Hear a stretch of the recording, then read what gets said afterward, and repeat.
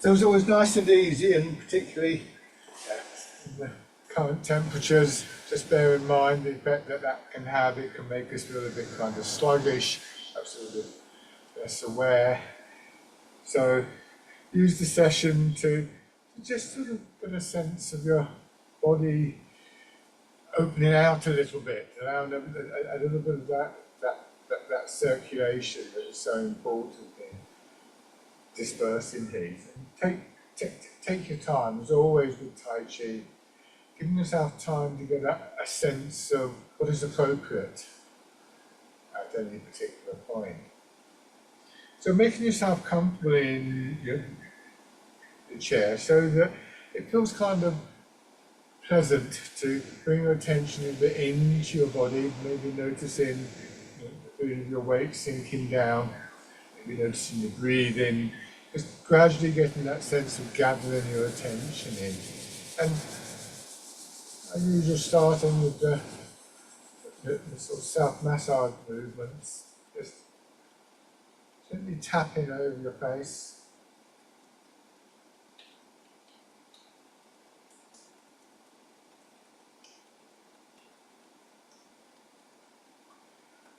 Over your head and neck.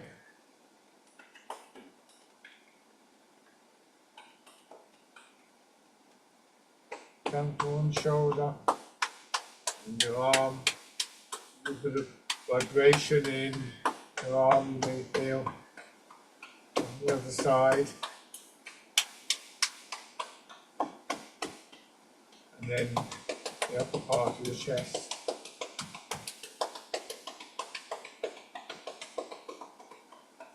Down your belly.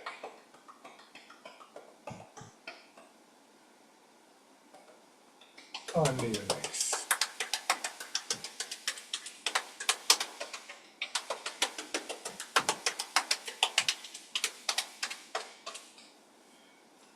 Just letting your arms rest. So we want a stance that's upright. At the moment I'm sitting back, so I've got a little bit of support for the lower part of my back while we go through the first few joint rotations. So carefully, gently turning your head. Be very careful not to put any pressure on the side of your neck, so this might make it quite a small movement.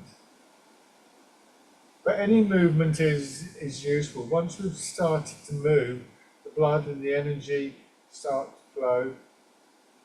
And that helps to take away some of the tightness, some of the sense of stagnation in those parts of the body where we feel the movement. So you may find that your range of movement, of easy movement, gentle movement, begins to increase. If it doesn't mean you're doing anything wrong. It sometimes takes a little bit of time.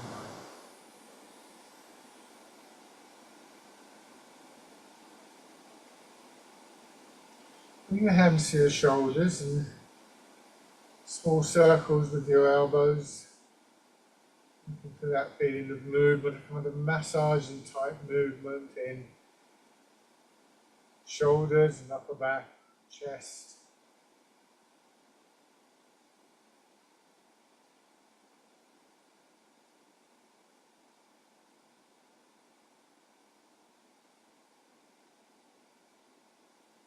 And then going forwards.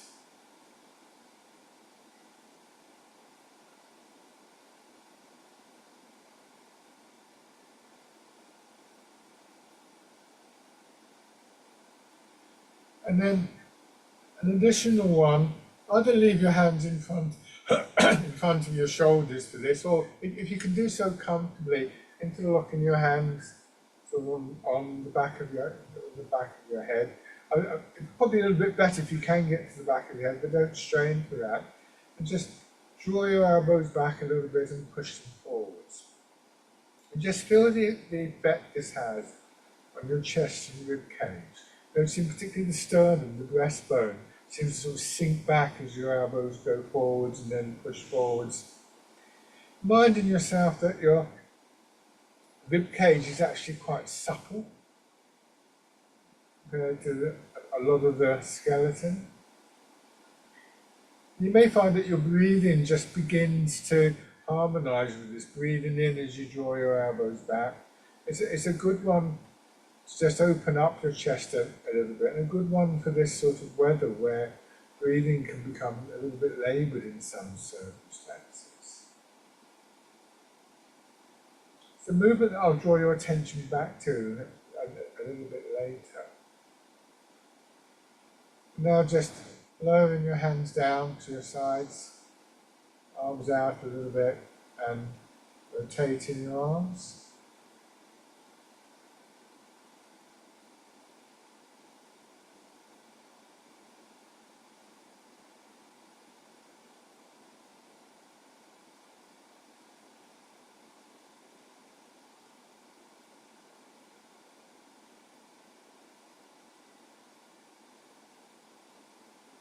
And then lifting and winding around.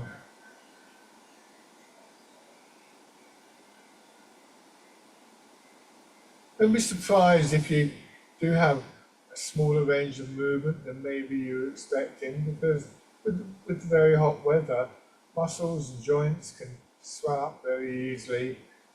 And remember, we don't want to strain against our own bodies, so finding the path of least resistance with the movement. Back the other way.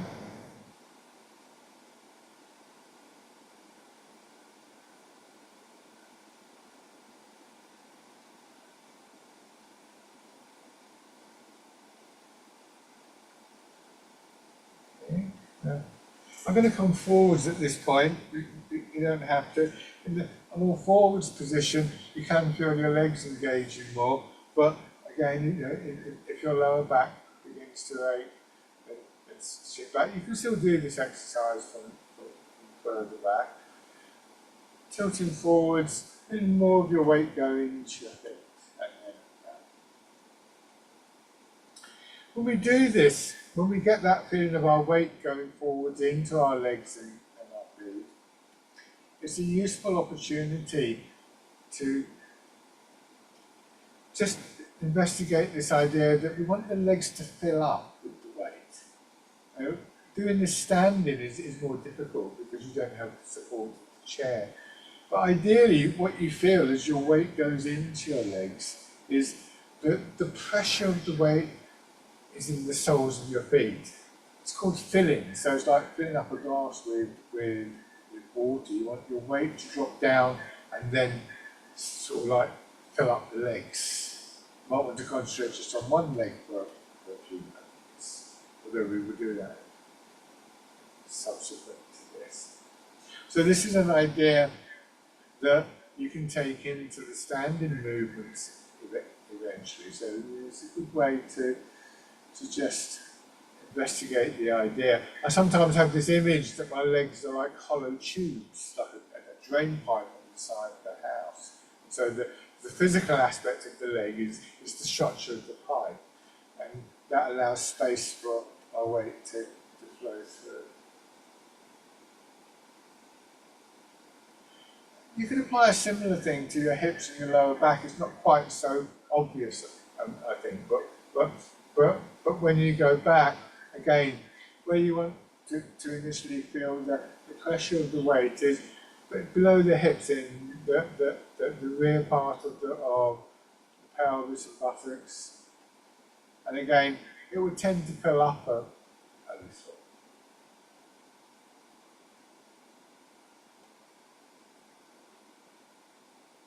Now turning, and now same idea, but more of an emphasis on one leg and one side of your body as you go back, one hip.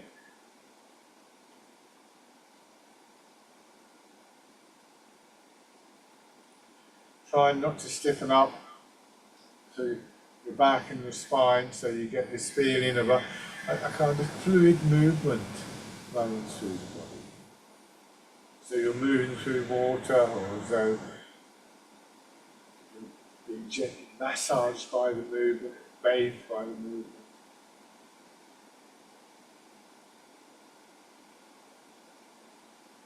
And then in the other direction.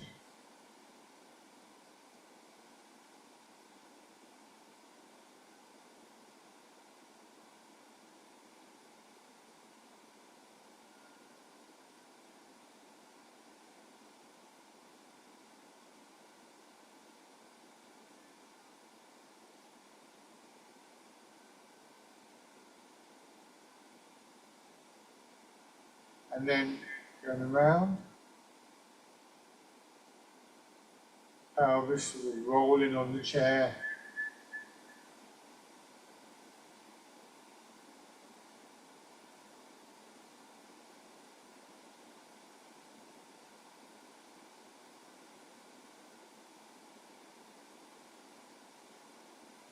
And then back the other way, as well as being good movements in their own right, you know, good for the joints and so on and so forth.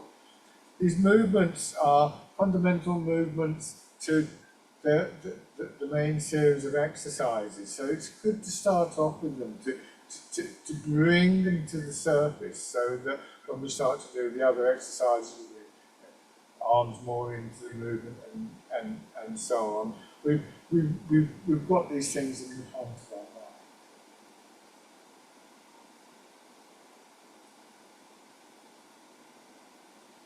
Now, sitting back a little bit and step out with one foot, put your heel down, lower the board of your foot, gently press in.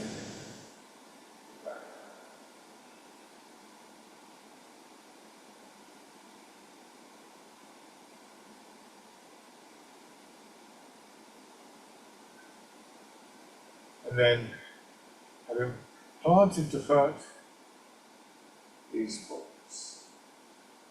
So the sequence is you extend the leg, you put the heel down, you lower the board of the foot, you gently press in, that's the planting, and then you wait.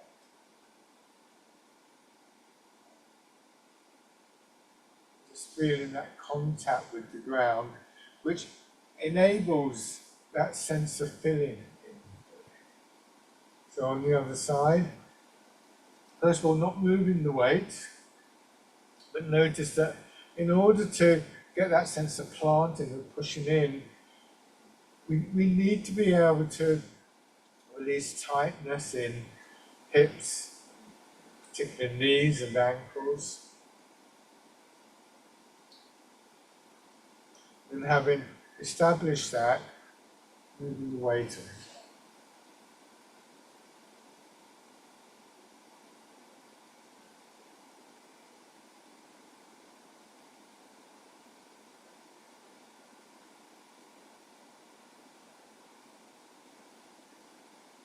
And then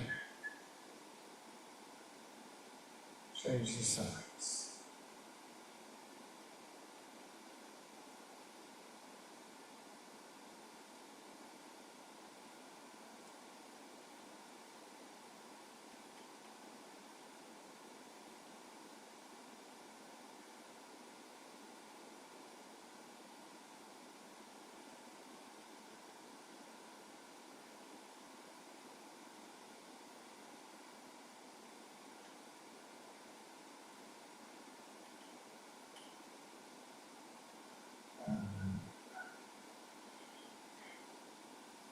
So, your hands drop down again. Turn the palms of your hands forwards. And you may notice, having done that exercise, drawing attention to the opening and closing of the chest, that even this little movement as we rotate does have that sort of effect. Going forwards and turning your arms so the palms are back. So as we begin to pick up on these subtle changes within the body, so for instance, somebody realising perhaps, oh, there's this movement in chest and upper back with this exercise, it's not just weight moving in the shoulders. We start to just bring a great deal of detail into this picture that we have of our bodies. And this lovely idea, the phrase from the Tai Chi writing, which urges us to recognise that when one part of your body is in motion, your whole body is in motion. Your whole body is engaged in one way or another, either providing the support or often quite, as in this case, quite subtle, discrete movements. They all come together into the large picture.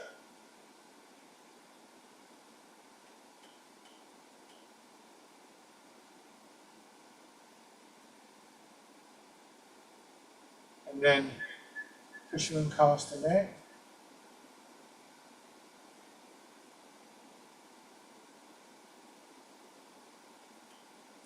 Your arms don't go a long way back or forwards, but if as you go forwards, here for instance, the arms come through, I always feel that the, again, sternum drops back a little bit. There's this sort of impetus from the chest. If you think about it, when we did this earlier exercise, the elbows going forwards coincides with part of the same movement. Is this releasing in the chest, and the opposite when we go back here. This goes the sternum pushes out just a little bit and then draws back. These all contribute to the movement of the arms, and so take away some of the straining, some of the effort that we can feel in our arms and shoulders doing some of these things.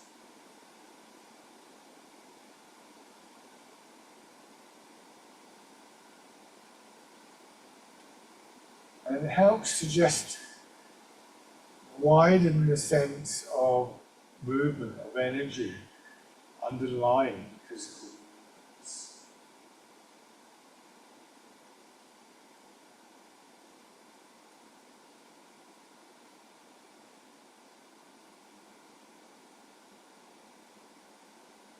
Change into rolling the ball.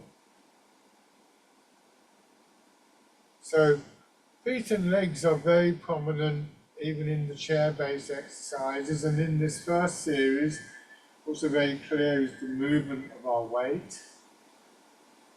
But that energy that comes from that has to pass through the upper part of our body to reach the arms, of course. So this is where an awareness of these subtle changes, and through that awareness, a degree of intentionality in those changes starts to make itself felt.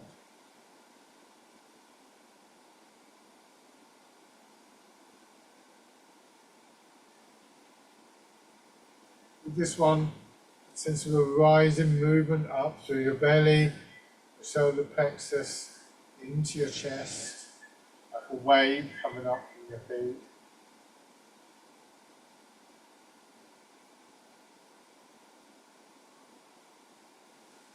Side, you can see here, there, so again, belly, solar plexus, chest.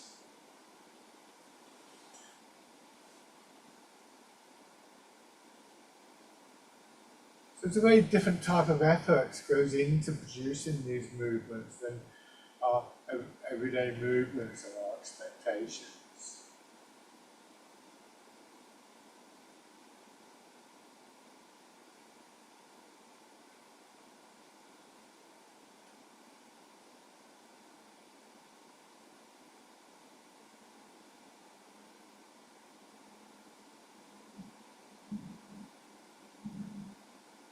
And then turning your hands calmly. And again, feeling that rising movement up into the chest. Very much now. This is the, as more than any other an exercise where again we can feel that expansion and contraction in the chest. A little bit more subtle than the initial exercise, because what we don't want is our elbows to go behind our shoulders. Here they go to, you don't want to go to there. And an exercise where we can begin to feel this rising expansion from the belly upwards as part of our breathing. So what you might want to do is to just, around about this point, see how it feels to take a breath in. Breathing out whenever it feels appropriate. You don't have to do that every time. But establishing what we refer to as the bellows breathing, abdominal breathing. Creating space down in the belly and the solar plexus for the lungs to expand downwards as well as upwards, gently drawing fresh air into your lungs. And again, with the hot weather, we sometimes hear the warnings, the health warnings, that people with respiratory problems may find them build in somewhat with, with the hot weather. It's always that applies to all, because you don't have to have a kind of diagnosis of something to recognise that effect. It's because of the sort of congestion that can build up. So this is a good remedy for that.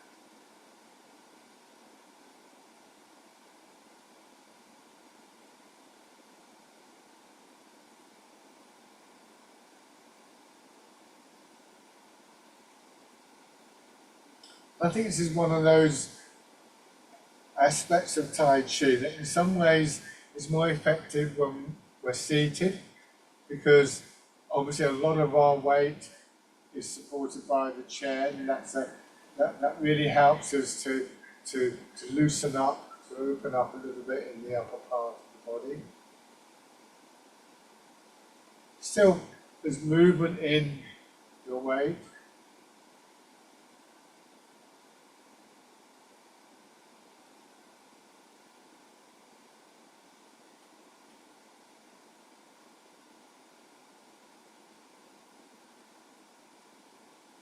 And then change into pushing wave. Now here, the hands come back in front of your hips, but again your elbows go out a little bit. So this has a stronger feel in the image of the movement. Pushing something, but it's not straining in your arms. The weight is moving still, but that movement through back and spine. But also the expansion and contraction in the front of your body, particularly your chest. So there's a lot going on before the energy actually reaches your arms and your hands.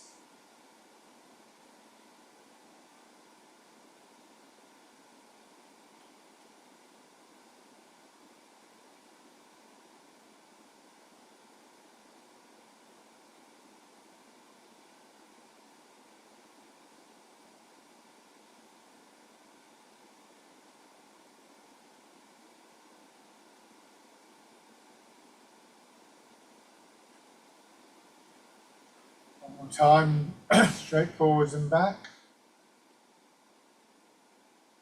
So then we're going to combine this with the stepping that we did earlier. So remember the sequence: you extend the leg, place the foot down, you plant the foot, and then following with push, coming back,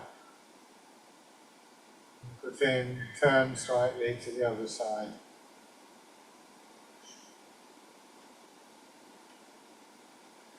So we could think of this in what, 4 stages. 1, extend, place the foot. 2, plant. 3. I've got 3 there. It doesn't really. It's not a particularly special number. It's just that we can just be aware of those stages, and this can help us to get the movement very clear and precise, and to sort of stop us rushing, and in particular to counteract the very natural, very normal sense that we want to sort of bleed with the arms.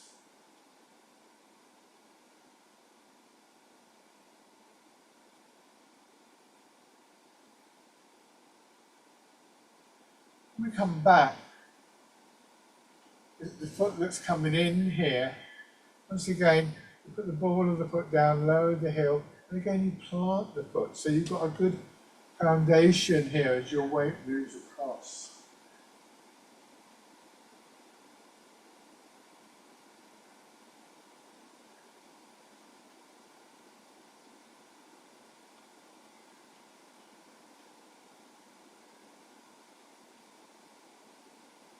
One more on each side.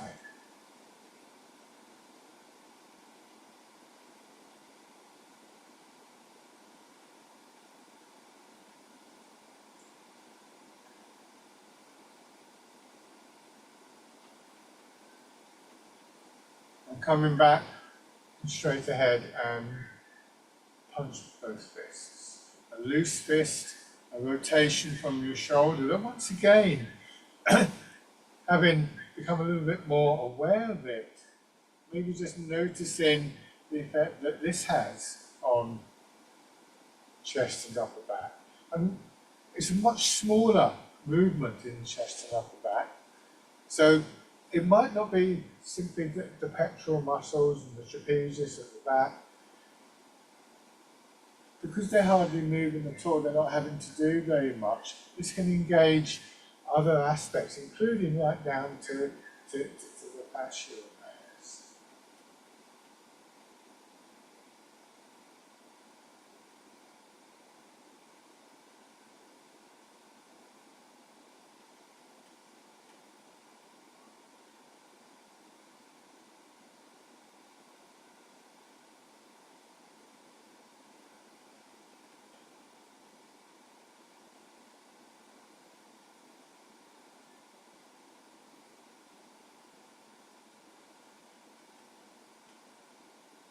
One more time.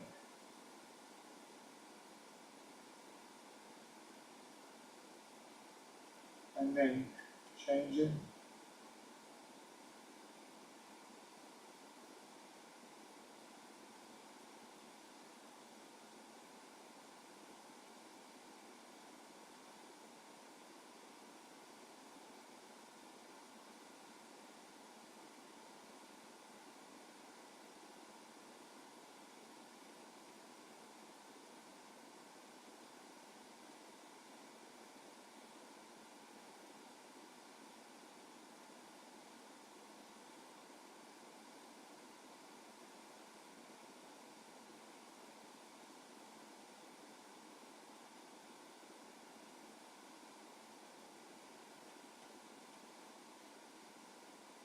This time when you come back, turning your hands palm down, turning, extending, hips dropping back, so gentle lengthening through back and spine.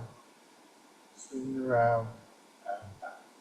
Try not to have a set idea about how far you're supposed to move. You're not supposed to move any distance.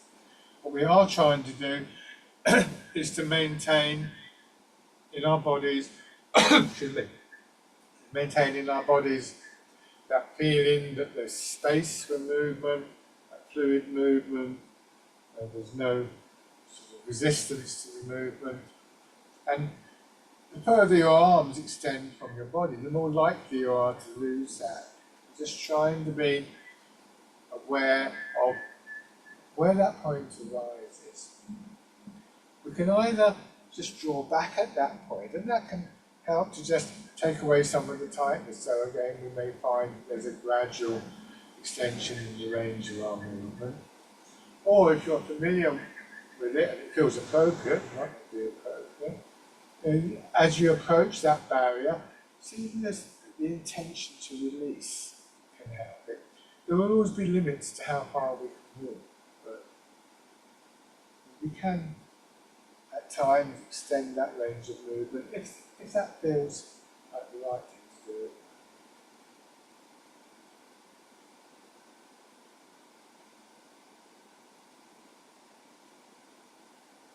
One more round.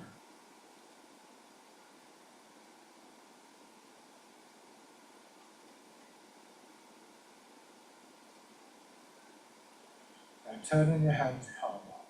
The next series are more vertical, but we still want to engage our feet and our hips. You can think about that in various ways. A gentle push down through your feet and your hips as though you're about to stand up. Or another way, a little bit more subtle, is that rather than that wave-like movement arising from our hips, pushing our body forwards, our weight sinking into our chair, and then the wave-like movement arising from your hips and moving you back, both on ends of the movement, your feet and your hips, produce the wave at the same time, which meets in the middle and pushes up. So that wave-like movement does start with that sense of pushing. So before we go into the arm movements, go back to this, just easing forwards and backwards. Legs are compressed and then they expand, pushing the feet into the floor, sinking back, and then again that compression in lower back, hips and buttocks that pushes you forwards. So when we do it like this, that sense of compression and release is fairly clear. especially with a bit of time. But gradually make the movement smaller. So remember, the compression and release is due to gravity moving downwards and the response from your feet and your legs and the ground beneath you moving upwards. So even if it's not that noticeable, it's still happening.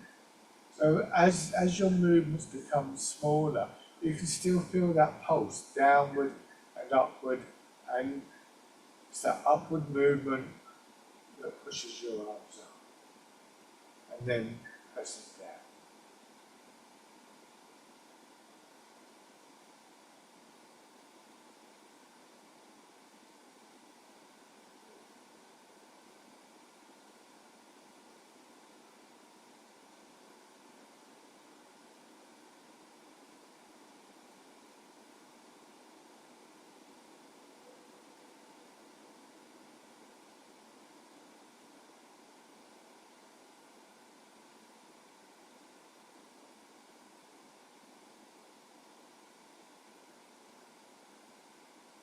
Your upper body expanding, contracting, wave-like movement, moving your arms.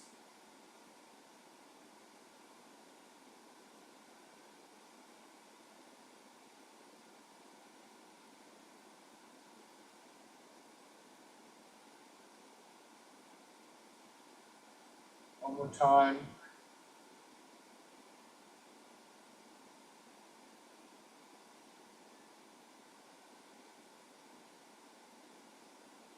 Turning your fingers out. The next expansion, pushing your whole arm up and out. Notice how it swings up in the wild goose. So better to think of this in terms of your arms being pushed away from your body than having to lift your arms. So once again, we find a different perspective on the movement, this way of finding the path of least resistance. And sometimes we find, especially with practice, that our bodies do that quite naturally. But it's always useful to bring an awareness and a deliberate intention to that wherever possible. It's that cultivation of the movement through awareness and intention that ends up with it becoming much more habitual and therefore something that we're more likely to experience in our daily activities.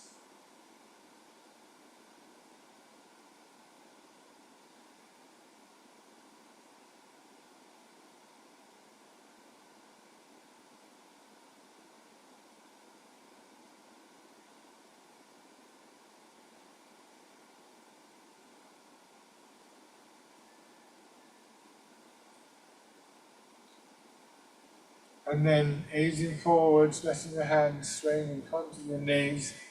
Sit back and settle into your hips. And again, belly, solar plexus, chest expanding, pushing your arms out, parting the clouds. Just remind yourself as you go forwards here, and then back, of that idea of filling in your legs, your hips. Having focused on it earlier, the reminder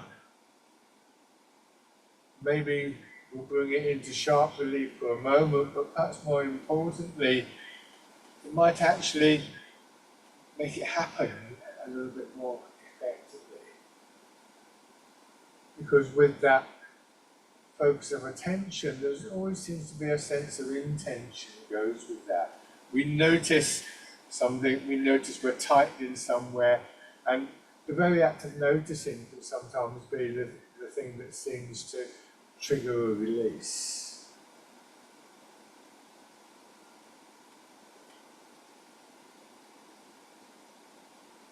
Now, staying upright, letting your hands drop down to your sides, beginning to feel the weight of your arms on your shoulders as they hang down. Sinking down just a bit, feeling that rising movement on one side, pushing your arm up, wide around, draw down. Dragon plucks the stars from the sky. Moment once again to feel that sense of settling, compression, and then unwind.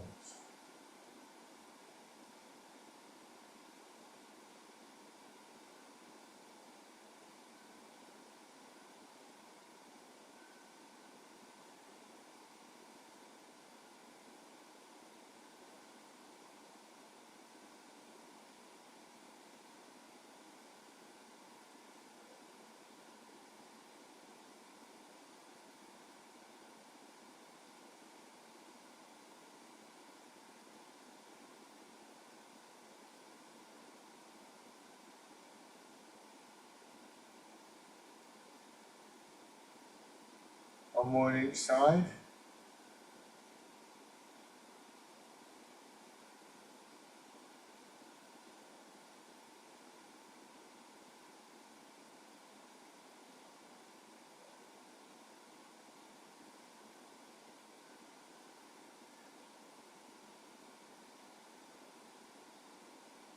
Bring your hands so the inside of your arm lightly touches the side of your centre as close as possible. Stretching in two directions, lengthening through back and spine and then contracting. We're calling that massaging quality.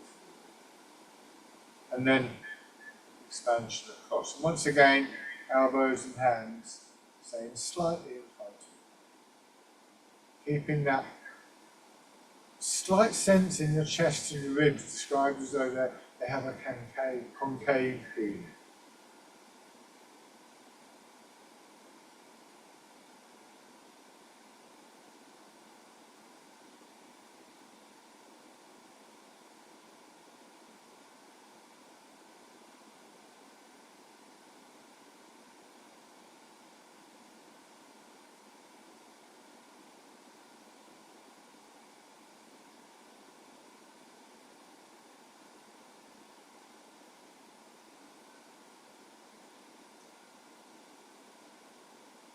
This time, extend one foot onto the heel, the knees slightly bent, rotating your arms, going forwards.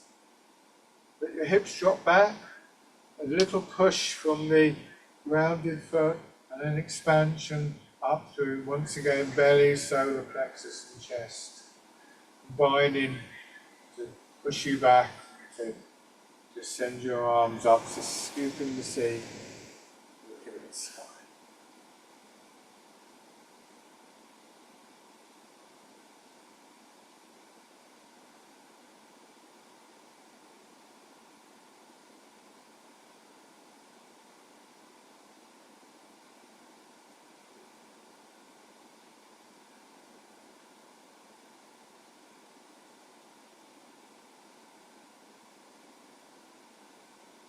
Now, keeping your foot in the same position, and forwards and backwards, as though you were going to do bird folds its wings that we did a few moments ago. But this time, rolling your fingers into a loose fist. So we have, excuse me again, and once again, this whole of the upper body movement, guiding your arms around. We also have an upward push from the hips, sending our head upwards, and a rising movement again through belly, solar plexus and chest. And the combination begins to circle our arms over.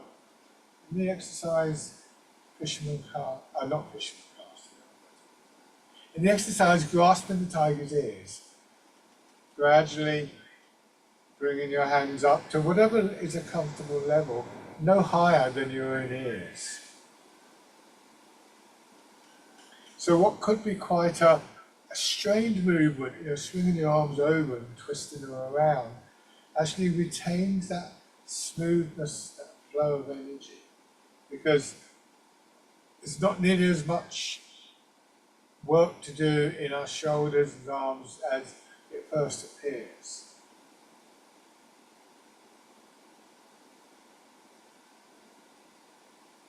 Changing sides. So we have, I suppose you could say, two motions that are complementary. Both require awareness. One is this idea of finding the path of least resistance.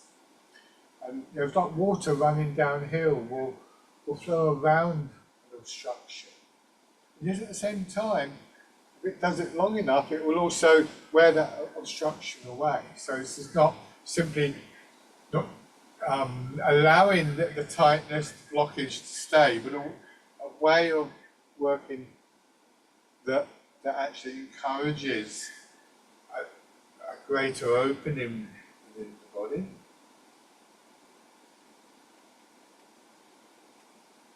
Alongside this, we have this idea that when one part of your body is in motion, your whole body is in motion. So the effort is distributed through the body.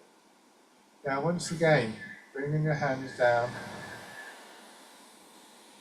a couple of rounds like this, building it up slowly. So those two things really help this feeling of releasing in the body, because there's less tightness to release. Drawing your fingers into a fist.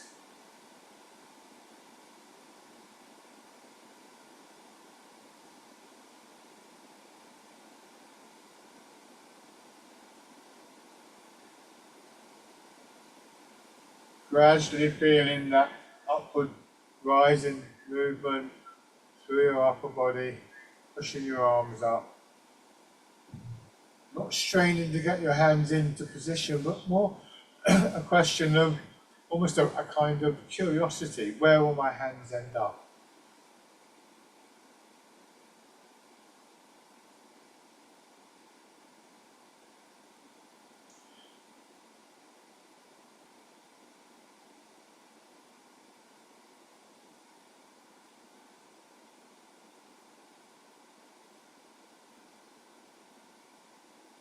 One more time.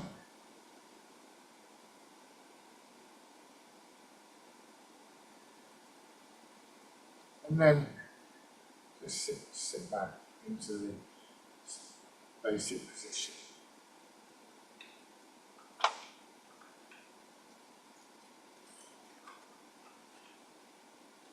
So this is how we construct the movements, with an increased awareness, a more informed intention, and a sense of bringing together smaller changes within the body.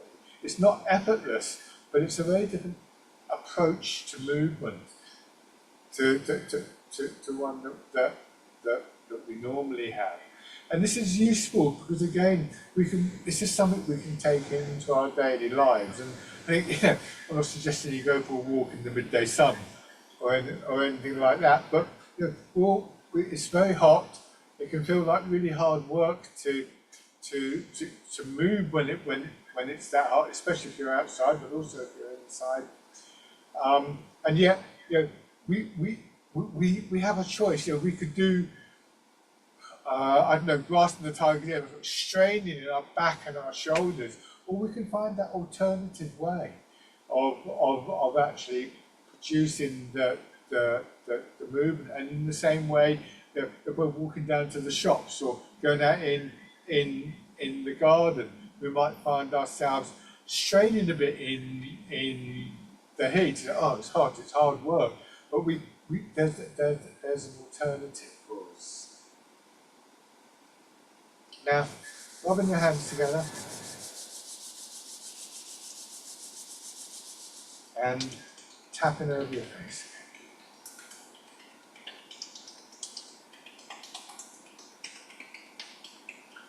Over your head and neck.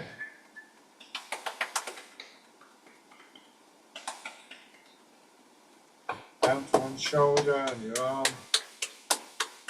It's a good little exercise for stimulating your circulation, which again in the hotter weather can become quite sluggish on the other side.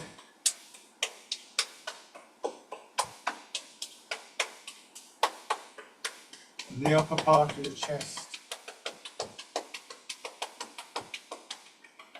belly,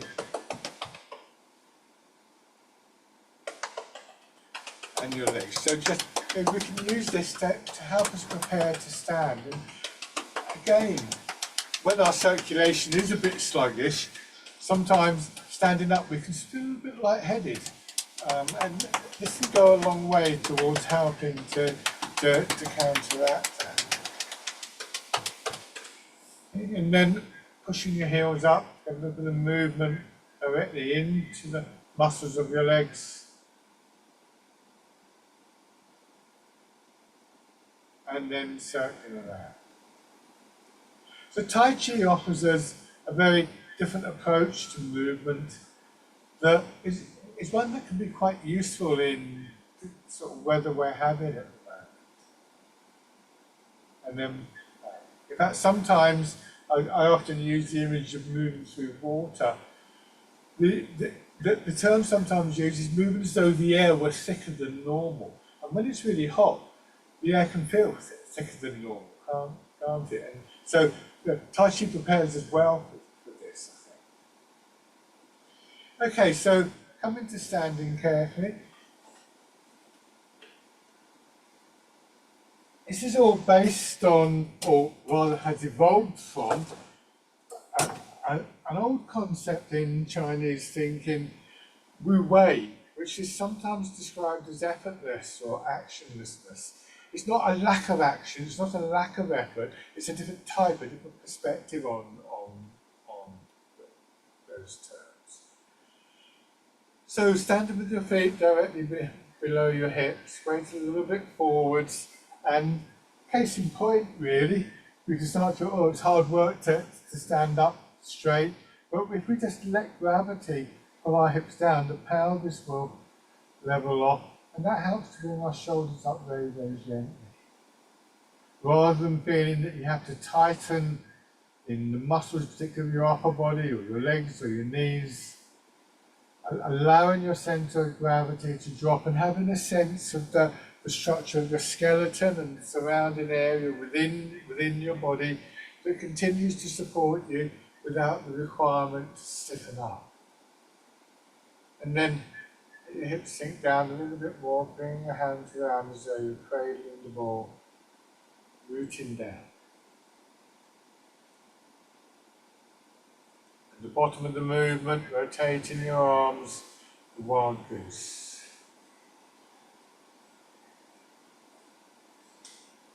And then parting the clouds.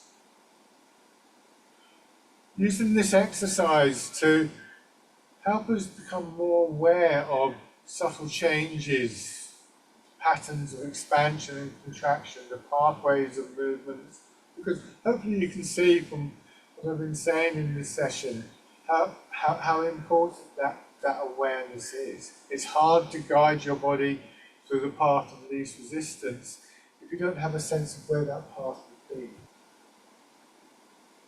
So we're training if you like, a kind of mental ability to recognize these movements.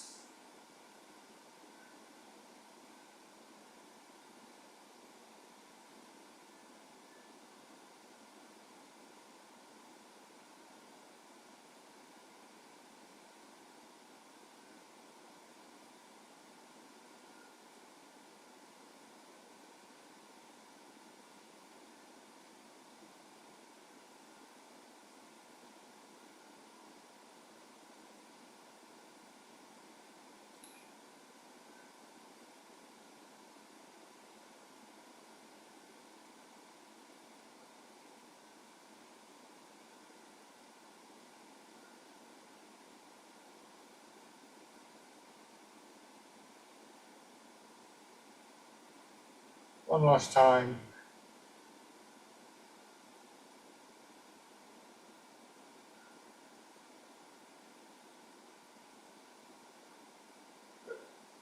Now, 1 foot forwards. And just remind yourself of that feeling of your legs filling up and see if you can get that a little bit as you move your weight from one foot to another.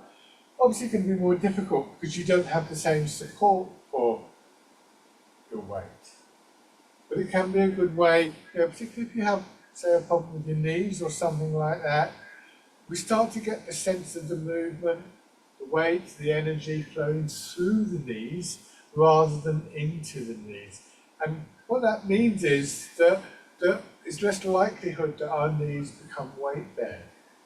It's not purely of the mind, by the way. It's not purely to do with this image of the drain pipe, because this exercise will also help to condition muscles like the quadriceps at the front of the thighs that are actually part of what supports your knee. If we're going to use the idea of the legs as a drain pipe, there's a structure to the drain pipe. None of these ideas are independent of our physical structure. Beginning to raise your toes and your heel.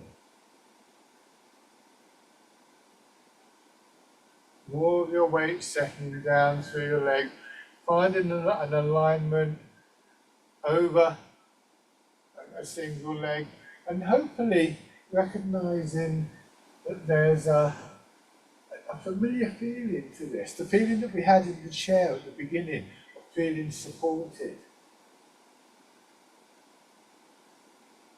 And then stepping in.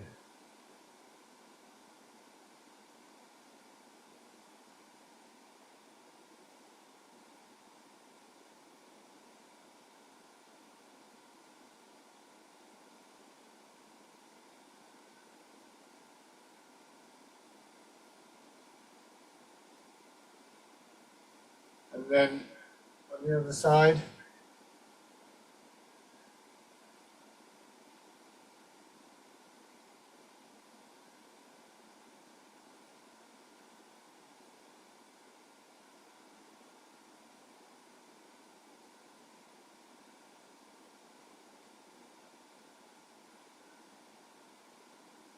Raising toes and heel.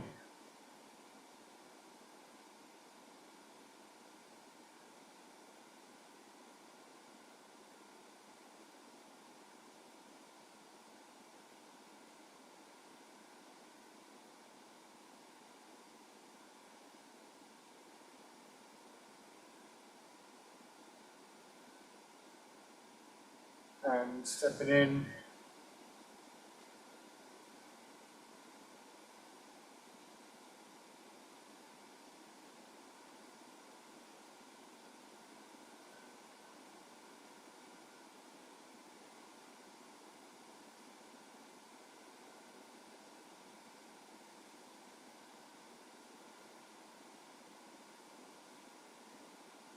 A few steps forwards. Planting the foot, remember. Again, never going to be as straightforward as in the chair, but when we have a sense of what we're looking to be able to do, again, that intentionality can be very helpful. Changing direction.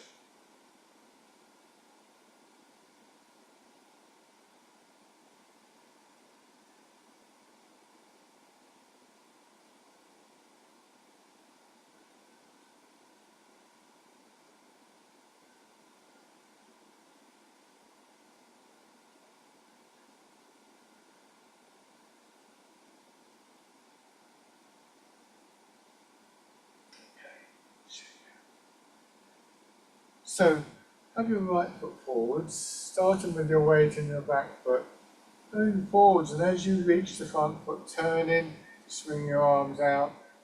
Wind blows the willows, hands dropping down as you come back, settling into your back foot, turn the opposite way. So once again, as with the exercise, the wild goose, your arms are pushed away from your body rather than thinking of trying to lift.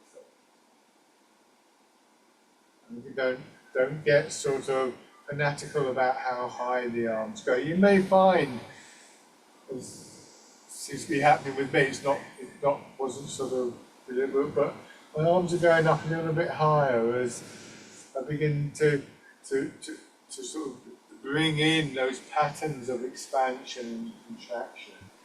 Something that I, after years of practice, really I do not unconsciously, but not having to think, oh, I better do this. It's something that just becomes part of the way that we move.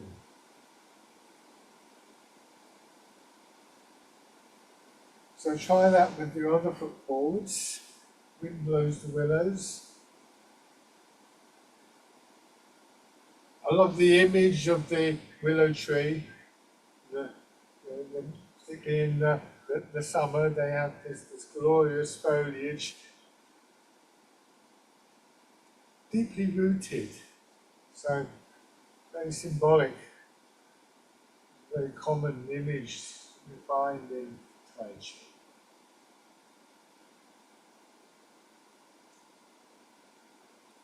And we can combine this with the step, and again go forward or backwards depending on where you have room. You bring the empty foot in, just be aware of your posture at this point, step through. And then bring the other foot in, and if it feels appropriate, comfortable, raising the leg. This is dragonfly skims the water.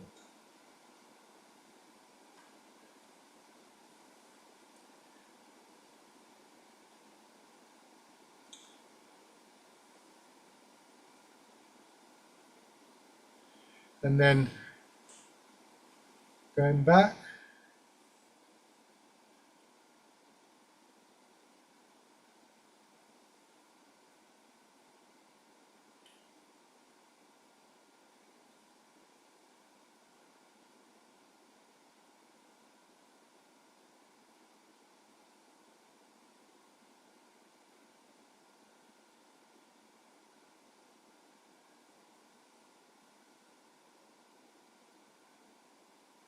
and bring the feet back. Go back to your chest. So there's a variety of aspects that we bring in to these movements. Some more orientated towards awareness and intention. Some relying on that awareness to help us work with the more technical side of alignment and understanding the mechanics of the movement and so on and so forth. So, a kind of technical side, but also an intuitional side. And what we want to try and do in Tai Chi and Qigong is integrate both. I quite like the image in circumstances like this that is used of a bird. A bird has two wings, and it can, if it's got both wings, it can fly. And so, the technical and the intuitional, or however you want to label it, are like the two wings of the bird, enabling the movement between them. So now letting your hands drop down, and just in case people haven't noticed, there won't be a class next week. I've got one of these little sessions leading the group at the hospital, so that the timing won't work out this time, I'm afraid. So I'm going to have to cancel next week's session, but there will be a session next week on the Thursday, and indeed this week on the Thursday. So just embrace tiger, return to the mountain. See if you can be like the bird, sitting in the middle with both the awareness of structure, mechanics, some of which of course is very, very subtle, and then that sense of the intuitional side, the intention, the flow of energy, working as one.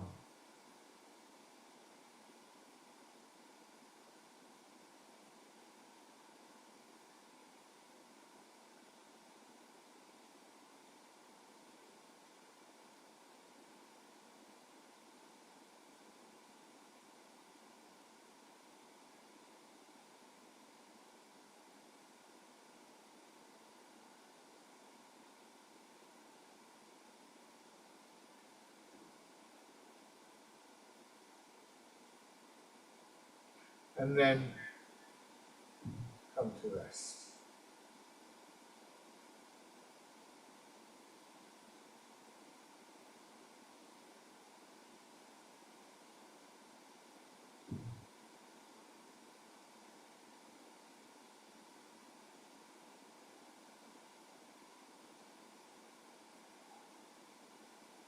Okay.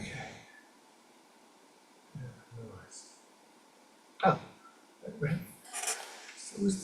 the hour seems to go so quickly. Thank you very much, everybody. So take care in the heat and have a good afternoon. Thanks very much.